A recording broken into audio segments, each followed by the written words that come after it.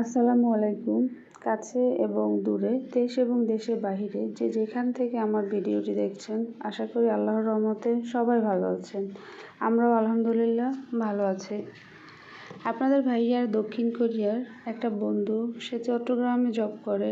তার সাথে আপনাদের ভাইয়ার ভালো সম্পর্ক আছে। ওখান থেকে বাচ্চাদের জন্য এবং আমাদের জন্য অনেকগুলো chocolate, cake, energy drink, Choco Pie, coffee এনেছে।